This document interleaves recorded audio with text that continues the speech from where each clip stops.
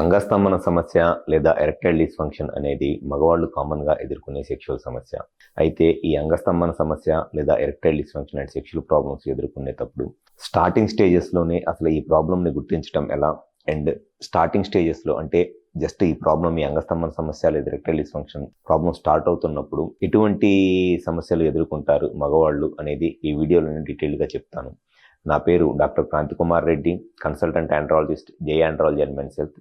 మాకు వైజాగ్లో బ్రాంచ్ ఉంది. నేను ప్రతి శనివారము ఉదయం 10 గంటల నుంచి మధ్యాహ్నం 2 గంటల దాకా వైజాగ్లో కలెక్టరేట్ జంక్షన్ దగ్గర ఉన్న హాస్పిటల్లో కన్సల్టేషన్కి అందుబాటులో ఉంటాను. ఎవరిలో అయితే మగవాళ్ళలో ఈ అంగస్తంభన లేదా సేకస్లో లాంటి సెక్షువల్ సమస్యలతో బాధపడతారో అటువంటి ప్రాబ్లమ్స్ నేను ట్రీట్మెంట్ చేస్తాను.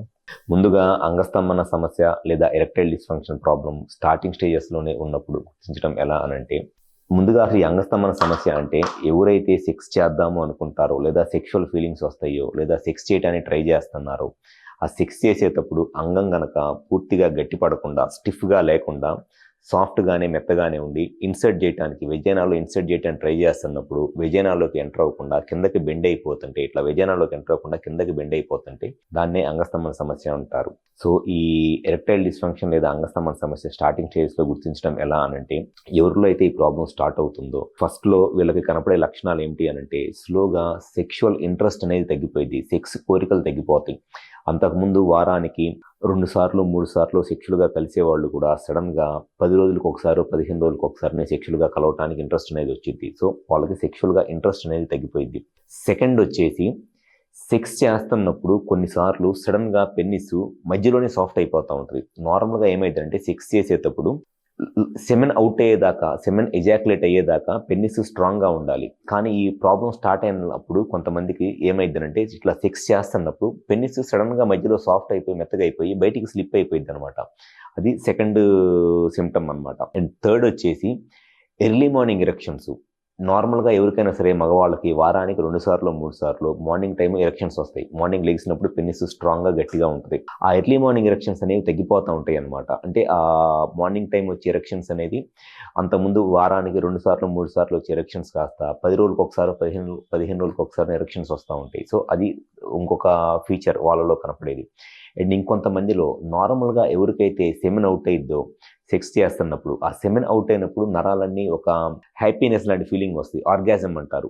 పెల్విస్ నర్వ్స్ అన్ని కంప్రెస్ అయ్యి ఒక హ్యాపీనెస్ లాంటి ఫీలింగ్ వస్తుంది, ఆర్గాజం. ఆ ఆర్గాజంలో వచ్చే సెన్సేషన్ తగ్గిపోయింది అనమాట. ఆ హ్యాపీనెస్ అనే ఫీలింగ్ తగ్గిపోయింది. అండ్ దాంతోపాటు సెమెన్ వాల్యూమ్ కూడా తగ్గిపోయింది. నార్మల్గా సెక్స్ చేస్తున్నప్పుడు వచ్చే సెమెన్ వాల్యూమ్ ఉంటుంది కదా, ఒక 2 to 3 ml సెమెన్ వాల్యూమ్ ఉంటుంది.